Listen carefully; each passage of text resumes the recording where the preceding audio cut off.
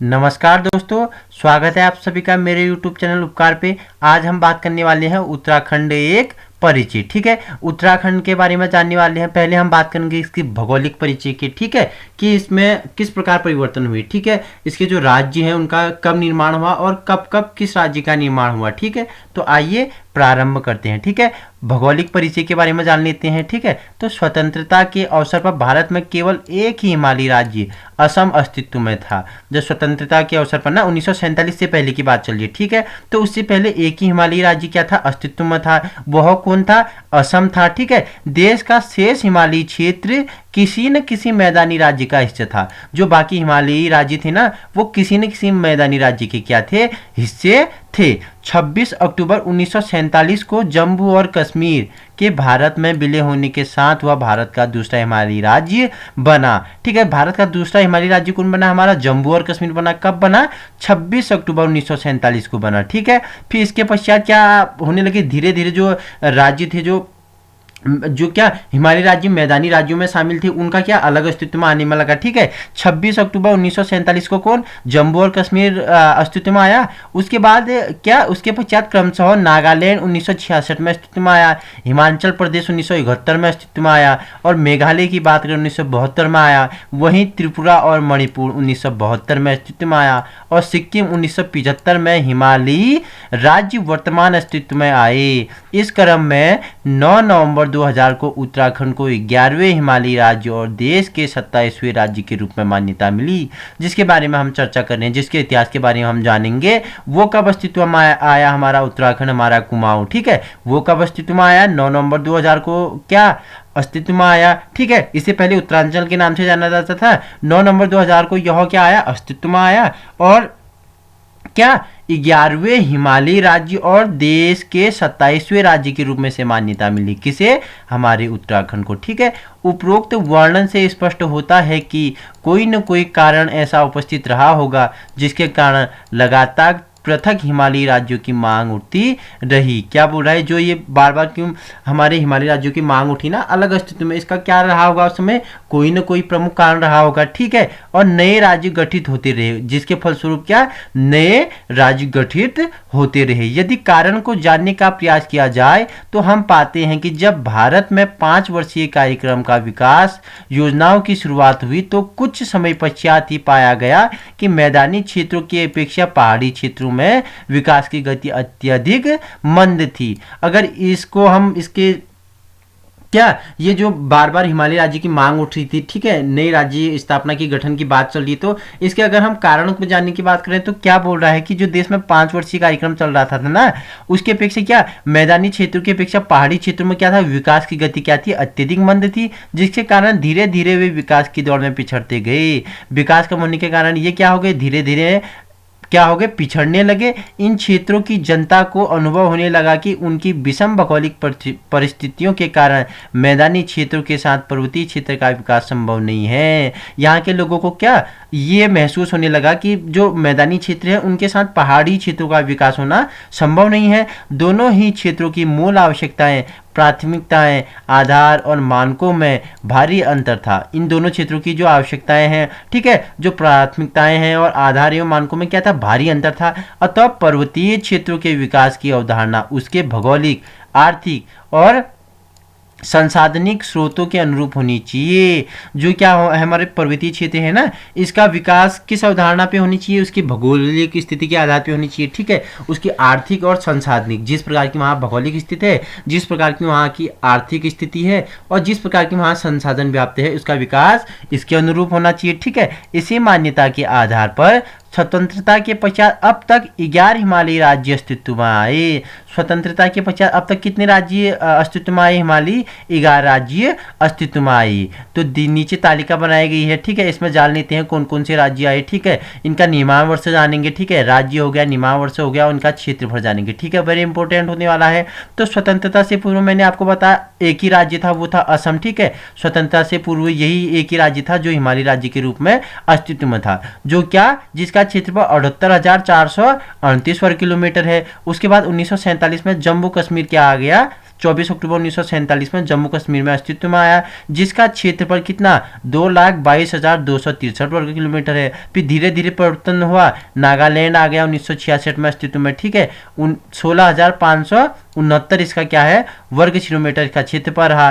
फिर उसके पश्चात हिमाचल प्रदेश 1971 में इसका भी क्या अलग हिमालयी राज्य के रूप में मांग उठाई गई और इसका क्षेत्रफल कितना 55,673 वर्ग किलोमीटर है। फिर उसके पश्चात मेघालय 1972 में अस्तित्व में आया, 22,429 किलोमीटर वर्ग किलोमीटर इसका क्या है क्षेत्रफल है। साथ ही क्या मणिपुर और त्रिपुरा 1972 में अस्तित्व में आए दोनों, ठीक है। मणिपुर का अगर क्षेत्रफल की बात करें तो 22,327 वर्ग किलोमीटर हो गया, वहीं त्रिपुरा की बात करें तो 10,491 वर्ग किलोमीटर का क्षेत्रफल है। फिर उसके पश्चात क्या आ गया सिक्किम 1975 में आया, ठीक है, 7,096 वर्ग किलोमीटर इसका क्षेत्रफल है।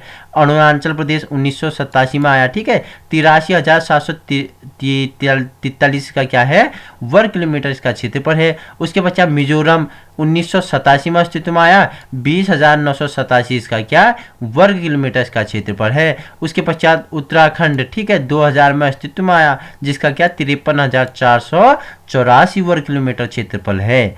तो मैंने आपको बताया कि 11 हिमालयी राज्य इनके बारे में बता दिया, इनका जो निर्माण वर्ष है वो बता दिया और जो इनका क्षेत्रफल है उनके बारे में व्याख्यात्मक चर्चा कर ली। अब कुछ डीपली इसके बारे में जान लेते हैं हम उत्तराखंड के बारे में, ठीक है। हिमालयी राज्यों में सबसे नवनिर्मित राज्य उत्तराखंड की ग्लोब की स्थिति की बात करें, सबसे लास्ट में जो अभी सबसे लास्ट में जिस हिमालयी राज्य की मांग उठाएगी वो कौन था उत्तराखंड था। अगर इसकी हम क्या ग्लोब की स्थिति की बात करें तो 28 डिग्री 43 से क्या उत्तर से 31 डिग्री 27 उत्तरी अक्षांश एवं 77 डिग्री 34 पूर्व से 81 डिग्री 22 पूर्वी देशांतर के मध्य है। इसका कुल क्षेत्रफल मैंने आपको बताया 53,484 वर्ग किलोमीटर है, जो देश के कुल क्षेत्रफल का 1.6%, ठीक है, 1.6वां भाग है। उत्तराखंड राज्य की अधिकतम लंबाई 358 किलोमीटर और अधिकतम चौड़ाई 320 किलोमीटर है। क्षेत्रफल की दृष्टि से इसका देश में 18वां स्थान है, जबकि 2011 की जनगणना के अनुसार जनसंख्या की दृष्टि से इसका 20वां स्थान है। यह राज्य देश के उत्तर पश्चिम और पश्चिम मध्य हिमालय में अवस्थित है, ठीक है। क्या बोल रहा है अगर उत्तराखंड राज्य की अधिकतम लंबाई की बात करें तो 358 किलोमीटर, ठीक है, और अधिकतम चौड़ाई की बात करें 320 किलोमीटर, ठीक है। अगर क्षेत्रफल की दृष्टि से इसका देश में स्थान देखें तो 18वां स्थान था, जबकि 2011 की जनगणना के अनुसार देखें तो इसका क्या 20वां स्थान था, ठीक है। और यह क्या राज्य देश के उत्तर पश्चिम और पश्चिम मध्य हिमालय में अवस्थित है। इस राज्य से राज्य और अंतर्राष्ट्रीय सीमाएं लगती हैं। इस राज्य के उत्तर में तिब्बत, पूर्व में नेपाल की सीमाएं लगती हैं, जबकि पश्चिम में हिमाचल प्रदेश और दक्षिण में उत्तर प्रदेश की राज्य की सीमाएं मिलती हैं। इससे क्या अन्य देशों की भी सीमाएं लगती हैं, जैसे उत्तर में तिब्बत बताया, पूर्व में नेपाल और जबकि पश्चिम में हिमाचल प्रदेश और दक्षिण में उत्तर प्रदेश की सीमाएं इससे क्या होती हैं संलग्न होती है। उत्तराखंड राज्य पूर्व में उत्तर प्रदेश का ही भाग था। उत्तराखंड राज्य पूर्व में ही क्या था उत्तराखंड का उत्तर प्रदेश का भाग था, ठीक है। जब तक इसका अलग राज्य के रूप में मांग नहीं उठाई गई उससे पहले क्या था उत्तर प्रदेश का हिस्सा था, ठीक है। और इस प्रदेश की समुद्र तल से अधिकतम ऊंचाई की बात करें तो 7,816 मीटर है। इस अगर उत्तराखंड की बात इस प्रदेश की हम क्या करें समुद्र तल से ऊंचाई की बात करें ना, सी लेवल की बात करें इसकी, ठीक है, तो 7,816 मीटर है। तो सामान्यतः प्रदेश का न्यूनतम तापमान 1.9 डिग्री सेल्सियस, ठीक है, 1.9 डिग्री सेल्सियस, और अधिकतम की बात करें तो 40.5 डिग्री सेल्सियस के मध्य रहता है। इस क्षेत्र की औसत वर्षा 1069 मिलीमीटर तक रहती है। कितनी 1069 मिलीमीटर तक रहती है। प्रदेश के नरेंद्रनगर क्षेत्र में सर्वाधिक वर्षा होती है, ठीक है, प्रदेश के नरेंद्रनगर क्षेत्र में सर्वाधिक वर्षा होती है, जिस कारण यह क्षेत्र उत्तराखंड का चेरापूंजी के नाम से भी जाना जाता है। चेरापूंजी, ठीक है, सर्वाधिक वर्षा किस क्षेत्र में होती है, ठीक है, उत्तराखंड के, ठीक है, किस राज्य में होती है तो ये चेरापूंजी में, ठीक है। प्रदेश के द्वाराहाट क्षेत्र में सबसे कम वर्षा होती है।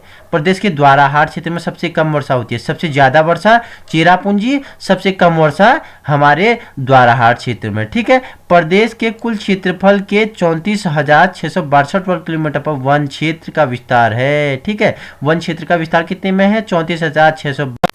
ठीक है, कितना? 34,662 वर्ग किलोमीटर पर वन क्षेत्र का विस्तार है। राज्य का भौगोलिक विस्तार पर्वतीय एवं मैदानिक भाग तक ही है, जिसका विभाजन अध्ययन की सुविधा दृष्टि के हिसाब से 4 भागों में किया जा सकता है।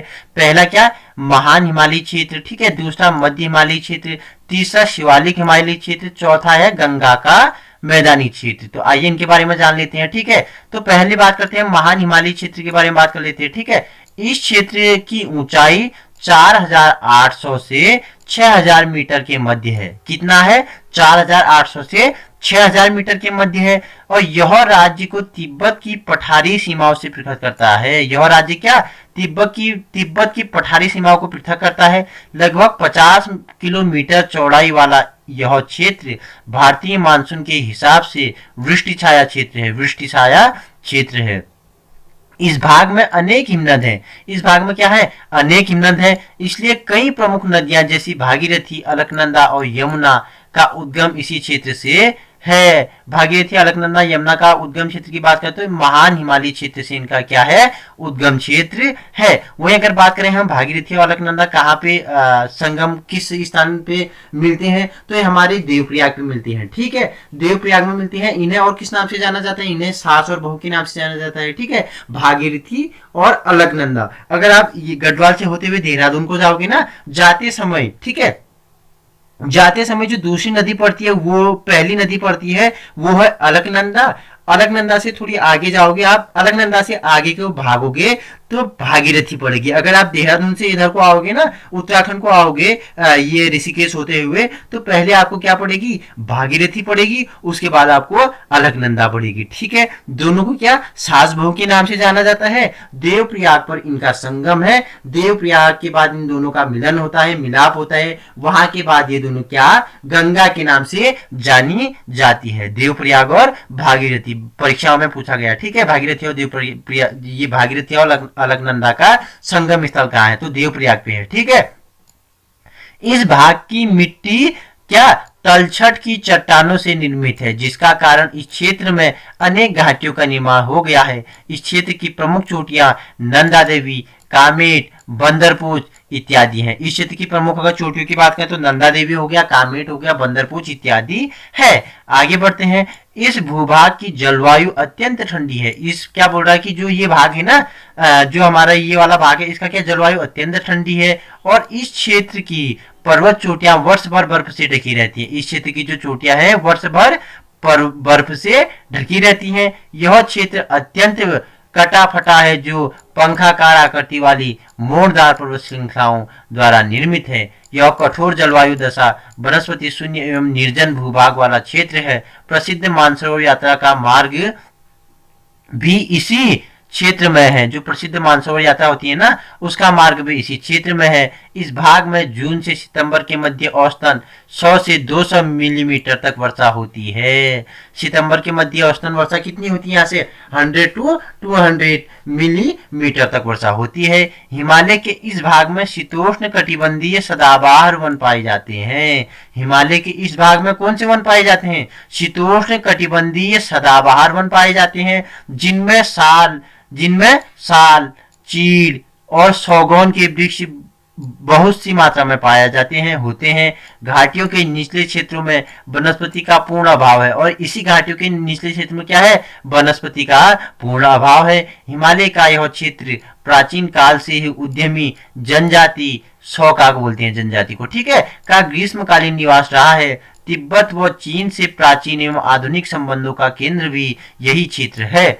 इस क्षेत्र के निवासियों का मुख्य व्यवसाय पशुपालन है। इस क्षेत्र के जो क्या है, क्षेत्र के निवासी हैं, इनका प्रमुख व्यवसाय क्या है? पशुपालन है। इसके अतिरिक्त ऊनी वस्त्र, हस्तशिल्प, जड़ी बूटी इत्यादि के परंपरागत व्यापार इस क्षेत्र के निवासियों की आय का प्रमुख साधन है। देखो इस क्षेत्र में क्या है, पशुपालन इनका प्रमुख व्यवसाय है। अतिरिक्त ऊनी वस्त्र बहुत ही अच्छी क्वालिटी के बनाते हैं।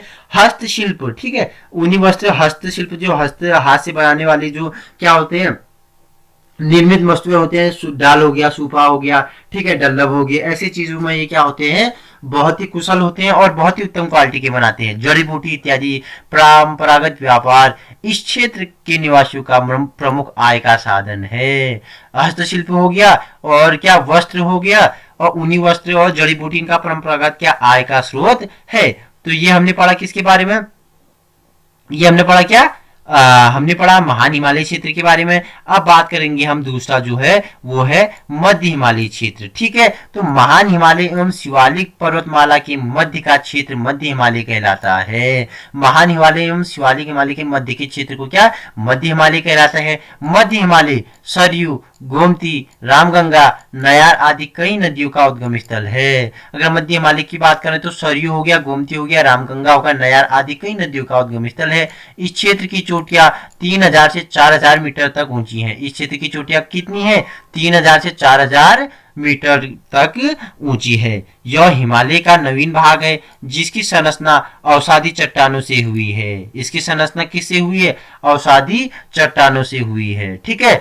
चट्टानें तीन, आग्नेय, अवसादी, रूपांतरित एवं कायांतरित, ठीक है। तीन प्रकार की चट्टानें होती है, अवसादी होगी और आग्नेय होगी और रूपांतरित एवं कायांतरित, तीन प्रकार की होती है। लेकिन इस भाग जो हिमालय का नवीन भाग है जिसकी संरचना अवसादी चट्टानों से हुई है। जलवायु की दृष्टि से यह भी शीत प्रदेश है, जलवायु की दृष्टि से यह शीत प्रदेश है। सर्दियों में कड़ाके की ठंड के साथ तापमान शून्य से नीचे चला जाता है, जबकि ग्रीष्मकालीन में मौसम अत्यंत ही सुहाना बना रहता है, ठीक है।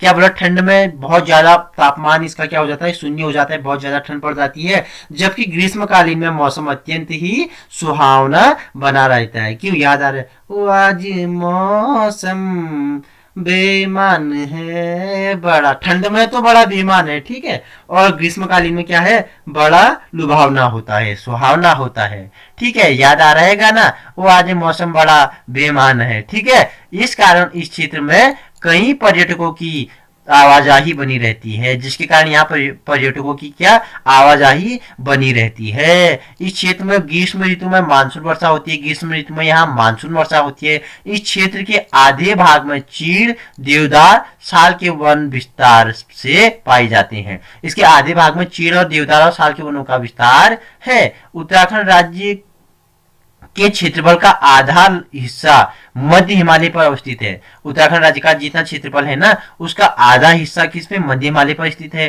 ठीक है। इसमें अधिकांश ग्रामीण जनसंख्या एवं बस्तियों का विस्तार है, जिसमें ग्रामीण और बस्तियों का विस्तार है। उत्तराखंड में पर्यटन की दृष्टि से महत्वपूर्ण अधिकांश स्थल यथा नैनीताल, ठीक है, ठीक है, tiffin top and China top कहाँ पे, नैनीताल पे सबसे ऊंची चोटी है, ठीक है, जहां से सारा नैनीताल दिखता है, बहुत ही अच्छी व्यू दिखता है। आप कभी जाओगे नैनीताल तो आप ऊपर जरूर जाना, टिपिन टॉप या चाइना पीक पे, ठीक है। टिहरी, उत्तरकाशी, पौड़ी, अल्मोड़ा इत्यादि इस भाग में अवस्थित है, ठीक है। नैनीताल हो गया, टिहरी हो गया, उत्तरकाशी हो गया, पौड़ी, अल्मोड़ा आदि इसी भाग में स्थित है, ठीक है। इस भाग की दक्षिणी सीमा पर कुमाऊं का झील प्रदेश एक विशिष्ट इकाई के रूप में लगभग 200 वर्ग किलोमीटर में फैला हुआ है। नैनी, भीमता, नौकुचिया ताल इत्यादि प्रमुख झीलें इसी क्षेत्र में हैं, ठीक है। इस क्षेत्र की प्रमुख झीलें, नैनीताल की प्रमुख झीलें हो गई, ठीक है। नैनीताल में बहुत सारी झीलें आपको पता है, ठीक है।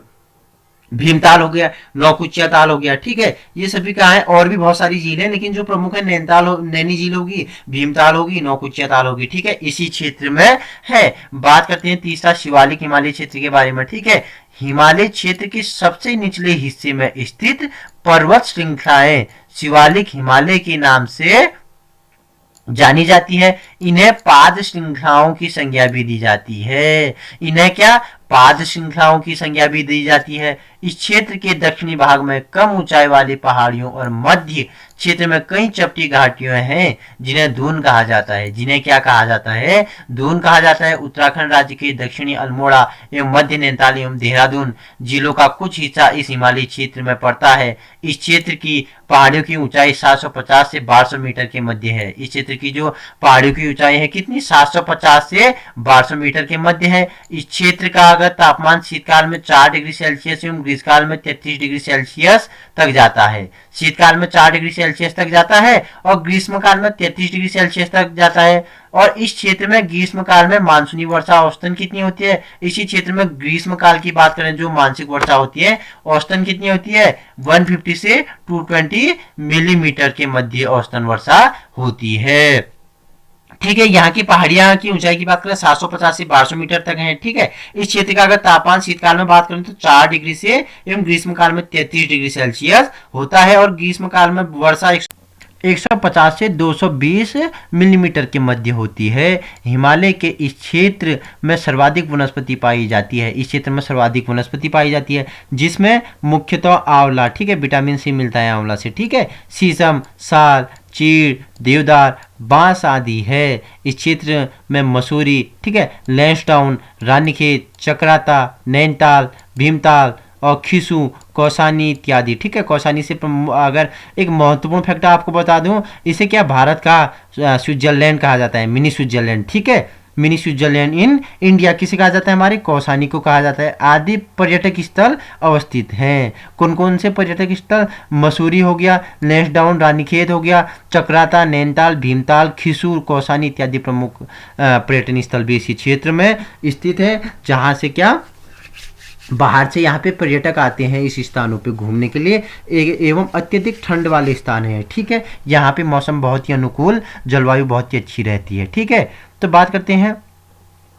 आगे, जहां वर्ष भर पर्यटकों का तांता लगा रहता है। ठीक है, झुंड बोल सकते हैं, पर्यटकों का क्या तांता लगा रहता है। इसके अतिरिक्त हर की दून, कोटली, दून, पाटली, दून जैसे प्राकृतिक सौंदर्य के महत्वपूर्ण स्थान भी इसी भाग में ही है। अतः पर्यटन उद्योगों की दृष्टि से भी यह उत्तराखंड राज्य का सबसे महत्वपूर्ण क्षेत्र है। ठीक है, ऐसे ही नहीं बोला जाता है उत्तराखंड को देवभूमि, ऐसे ही नहीं बोला जाता है इसे ऋषियों की भूमि, देवभूमि, तपस्वियों की भूमि। ठीक है, मानसखंड, केदारखंड, ऐसे ही नाम नहीं पड़ा इसका। ठीक है, यहाँ क्या है, बहुत ही क्या है, अच्छी सभ्यताएं हैं, संस्कृति है, परंपरा है। ठीक है, बहुत ही अच्छा जलवायु, मौसम और पर्यटक स्थल है।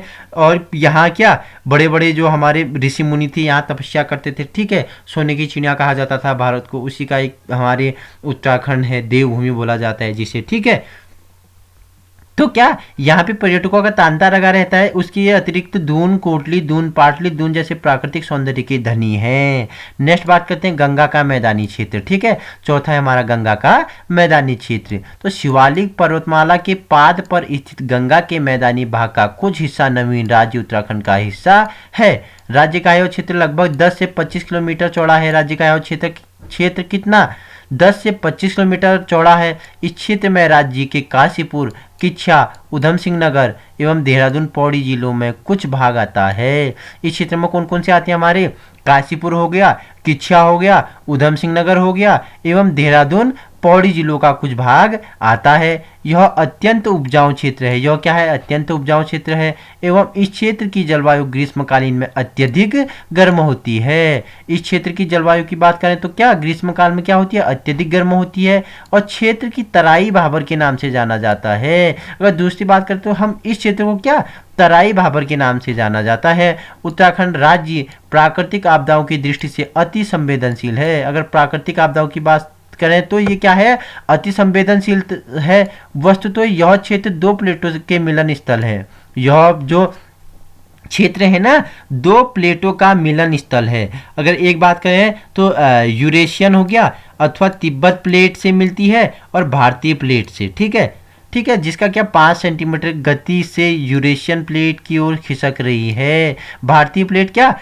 5 सेंटीमीटर की गति से यूरेशियन प्लेट की ओर खिसक रही है। इसके परिणाम स्वरूप इस क्षेत्र में भूकंप की निरंतरता बनी रहती है। वैज्ञानिकों ने संपूर्ण राज्य को भूकंप के जोन 4 व 5 में रखा है। भारतीय उपमहाद्वीप की मेन सेंट्रल थ्रस्ट लाइन जो उत्तर की कहाँ और खिसक रही है, क्रमशः चमोली, गोपेश्वर, गंगा घाटी से होती हैं, कुमाऊं के कई क्षेत्रों से होकर नेपाल तक जाती है। अगर वही बात करें उत्तराखंड में राज्य के भूकंपों की बात करें तो उत्तरकाशी में हो गया, ठीक है, बद्रीनाथ हो गया, मसूरी, नैनीताल वाला बहुत इंपॉर्टेंट पूछा गया था परीक्षाओं में। नैनीताल में सर्वाधिक जबरदस्त वाला भूकंप कब हुआ था कि जिसने बहुत तबाही हुई थी, फरवरी 1951, जुलाई 1969 में जबरदस्त, जो जिसमें ज़्यादा क्षति एवं जनधन की हानि हुई ना नैनीताल पे, जुलाई 1969 पे बहुत जबरदस्त भूकंप हुआ था नैनीताल पे, ठीक है। धारचूला बंजांग अक्टूबर 1916 में हुआ था, ठीक है। वहीं देहरादून अक्टूबर 1937, अल्मोड़ा जून 1945, शेराघाट मई 1969, ठीक है। चमोली क्या मार्च 1999। नोट रखना एक फैक्ट, ठीक है। उपरोक्त सभी भूकंप 6 से अधिक तीव्रता वाली थी। देखो नोट रखना, ये जितने भूकंप थे ना सभी क्या थी, सबकी तीव्रता दर क्या थी, 6 से अधिक थी। इस क्षेत्र के प्रख्यात अंतर्राष्ट्रीय वैज्ञानिक डॉक्टर के.एस. वाल्दिया के कथनानुसार उत्तराखंड राज्य की अधिकांश स्थल फाल्टा लाइन के ऊपर अवस्थित है। इस कारण यहाँ भूकंप, भूस्खलन जैसी आपदाओं की निरंतरता बनी रहती है। इसी कारण उत्तराखंड प्रथम भारतीय राज्य भी है। उत्तराखंड प्रथम भारतीय राज्य भी है जिसमें पृथक आपदा प्रबंधन मंत्रालय का गठन किया गया, ठीक है। प्रथम जो पृथक आपदा प्रबंधन का गठन उत्तराखंड में ही किया गया था। इस मंत्रालय का मॉडल ऑस्ट्रेलिया मॉडल पर आधारित है। इसका मॉडल क्या ऑस्ट्रेलिया मॉडल पर आधारित है। राज्य का लगभग 66% क्षेत्र वनों से घिरा हुआ है जो कि 1952 की राष्ट्रीय वन नीति, ठीक है, 1952, ठीक है, याद रखना 1952 इंपोर्टेंट है, ठीक है, स्टार लगा लें। 1952 की राष्ट्रीय वन नीति में रखे गए न्यूनतम वन क्षेत्र 33% की सीमा से लगभग 2 गुना है। इसके बावजूद इस क्षेत्र के लोगों में वनों के प्रति क्या लगाव एवं अंदाजा चिपको आंदोलन, मैती आंदोलन इत्यादि से लगाया जा सकता है। देखो इस क्षेत्र के अगर हम व्यक्तियों की बात करें तो उनका लगाव हम किससे लगा सकते थे, चिपको आंदोलन हो गया, मैती आंदोलन हो गया। चिपको आंदोलन ना बहुत ही प्रभावशाली आंदोलन था, ठीक है, बहुत ही प्रभावशाली आंदोलन था, स्टार लगा लीजिए आप, चिपको आंदोलन, ठीक है। प्रेरणता कौन थी इसकी हमारी, इसकी अगर प्रेरणता की बात करें तो कौन थी हमारी, बताओ कोई बताएगा मुझे, चिपको आंदोलन किसके उसमें हुआ था, तो हमारा गौरा देवी के उसमें हुआ था, ठीक है। उस समय एक नारा, भाला कुलाड़ी चलेंगे हम पेड़ों पे चिपकेंगे, पेड़ों पे भाले कुलाड़ी चढ़ेंगे हम पेड़ों पे कटेंगे वाला नारा बहुत ही प्रसिद्ध हुआ था, जिसकी प्रेरणा कौन थी, हमारी गौरा देवी थी। और मैती आंदोलन भी क्या था, वन से संबंधित था। तो इस क्षेत्र के लोगों का लगाव इतना था वनों से, ठीक है। इस प्रदेश में जड़ी बूटी का विशाल भंडार मौजूद है। इस प्रदेश में क्या जड़ी बूटी का विशाल भंडार मौजूद है। यहाँ तक कि पौराणिक महाकाव्य रामायण में वर्णित संजीवनी बूटी भी इसी क्षेत्र में पाई जाती थी, ठीक है। रामायण काल में संजीवनी बूटी का वर्णन है ना, तो इसी क्षेत्र में पाई जाती है, ठीक है, संजीवनी बूटी। बात ये नहीं कि अब पहचान में नहीं आती कि उसे पहचानने की जरूरत होती है, ठीक है। संजीवनी बूटी भी इसी क्षेत्र में थी, ठीक। लक्ष्मण जी को क्या लगी थी, शक्ति लगी थी। मेघनाथ ने क्या किया था, शक्ति लगाई थी। तो हनुमान जी कहाँ संजीवनी बूटी लेने इसी क्षेत्र में आए थे। यद्यपि अब तक इसकी पहचान नहीं हो पाई है। देखो संजीवनी बूटी की पहचान नहीं हो पाई है, अगर हो गई तो आप देख सकते हो कि संजीवनी बूटी क्या है। अगर आपने देखा हो कि लक्ष्मण जी मूर्छित पड़े थे, संजीवनी बूटी उन्हें खिलाई गई तो वो क्या हो गई, एकदम ठीक हो गए। तो अब तक इसकी क्या हुई है, पहचान नहीं हो पाई है। लेकिन फिर भी इस क्षेत्र में कई जीवन रक्षक बूटियां उपलब्ध हैं। लेकिन इस क्षेत्र में और भी कई जीवन रक्षक बूटियां उपलब्ध है। किल्मोड़ा से पीलिया, ठीक है, किल्मोड़ा से पीलिया का क्या किया जा सकता है, दूर किया जा सकता है। किल्मोड़ा मतलब किल्मोड़ी की जड़ होती है, इसकी जड़ें पीली होती हैं और ये कांटेदार होता है, ठीक है। कांटेदार इसका पेड़ होता है जो पत्थरों के बीच इसका क्या होता है, उगता है। तो ठीक है, नेक्स्ट क्या बोल रहे हैं हमारा कि मधुमेह का उपचार हो रहा है। किल्मोड़ी से पीलिया और मधुमेह का उपचार हो रहा है। कैंसर के इलाज के लिए प्रयुक्त टैक्सोल की कई गुना प्रभावी मात्रा थुनेर प्रजाति के वृक्ष की छाल से प्राप्त होती है। इसके अतिरिक्त तेजपात हो गया, मेथी हो गया, शतावरी हो गया जैसी अनगिनत प्राकृतिक जड़ी बूटियां का भंडार इस क्षेत्र में पड़ा हुआ है। बात करते हैं वन्य जीवों की दृष्टि से भी उत्तराखंड बहुत धनी है। ठीक है, एशिया का सबसे पहला राष्ट्रीय park heli national park, Asia का सबसे पहला राष्ट्रीय पार्क, वेरी इंपॉर्टेंट है। कौन सा एशिया का सबसे पहला राष्ट्रीय पार्क कौन सा है? Heli national park. कब बना? वर्ष 1936 में इस क्षेत्र में ही स्थापित हुआ था। इसी क्षेत्र में हेली नेशनल पार्क वर्ष 1936 में स्थापित हुआ, जो वर्तमान के कॉर्बेट नेशनल पार्क के नाम से प्रसिद्ध है। अब किस नाम से जाना जाता है? इसे कॉर्बेट नेशनल पार्क के नाम से जाना जाता है। ठीक, पहले किस नाम से जाना जाता था? हेली नेशनल पार्क के नाम से जाना जाता था। ठीक है, राज्य में वर्तमान समय में 6 राष्ट्रीय उद्यान और 6 वन्य जीव विहार हैं। ठीक है, कौन कौन से हैं मैं अभी आपको उसके बारे में बताता हूँ। ठीक है, राज्य में 2011 की गणना के अनुसार, ठीक है, जनसंख्या घनत्व 189 व्यक्ति प्रति वर्ग किलोमीटर है। राज्य में सर्वाधिक जनसंख्या हरिद्वार जिले में तथा सबसे कम रुद्रप्रयाग जिले में है। राज्य में स्त्री पुरुष अगर का अनुपात की बात करें 963 है। ठीक है, स्त्री पुरुष मतलब 1000 पुरुषों पे 963 स्त्रियां। ठीक है, राज्य में सामान्य जाति के लोग के अतिरिक्त कई जनजातियां भी निवास करती हैं। इनमें भोटिया हो गया। ठीक है, भोटिया और कौन कौन से हो सकते हैं? ठीक है, भोटिया क्या है? प्रमुख है। तो ये देखो भारत का मानचित्र ये है, भारत नहीं सॉरी उत्तराखंड का मानचित्र। ठीक है, उत्तराखंड के राष्ट्रीय उद्यान एवं वन्य जीव की बात करते हैं। ठीक है, ये आपको देखो मैप के द्वारा दिखा दे रहे हैं। पहले देखो गंगोत्री राष्ट्रीय उद्यान। ठीक है, गंगोत्री राष्ट्रीय उद्यान हो गया। ठीक है, गोविंद राष्ट्रीय उद्यान। ठीक है, दूसरा क्या है? गोविंद राष्ट्रीय उद्यान। अब फूल पे नहीं है, फूलों की घाटी राष्ट्रीय उद्यान। ठीक है, नंदा देवी राष्ट्रीय उद्यान। ठीक है, और हमारा नेक्स्ट है हमारा राजाजी राष्ट्रीय उद्यान। ठीक है, उसके बाद है हमारा जिम कॉर्बेट राष्ट्रीय उद्यान। ठीक है, ये क्या थे? राष्ट्रीय उद्यान थे। अगर हम बात कर लेते हैं वन्य जीव, ठीक है, उनके बारे में बात कर लेते हैं। ठीक है, तो उसमें हमारा क्या है? गोविंद वन्य जीव विहार हो गया। ठीक है, पहला। दूसरा क्या हो गया? अस्कोट वन्य जीव विहार हो गया। ठीक है, तीसरा हमारे यहाँ क्या हो गया? सोना वन्य जीव। ठीक है, सोना वन्य जीव हो गया। बिनसर वन्य जीव विहार हो गया। ठीक है, और नेक्स्ट हमारा कौन सा छूट गया है? हो गया कवर सभी। और एक ये केदारनाथ वन्य जीव विहार। ठीक है, केदारनाथ वन्य जीव विहार। ठीक है, ये क्या थे? वन्य जीव विहार और राष्ट्रीय उद्यानों के बारे में आपको बता दिया, ये उत्तराखंड के मानचित्र के हिसाब से। ठीक है, ये थी। तो मैंने यहाँ जाति बताई थी, भोटिया हो गया, बुक्सा हो गया, जौनसारी, थारू, महागिरी हो गया। ठीक है, महागीर आदि प्रमुख हैं।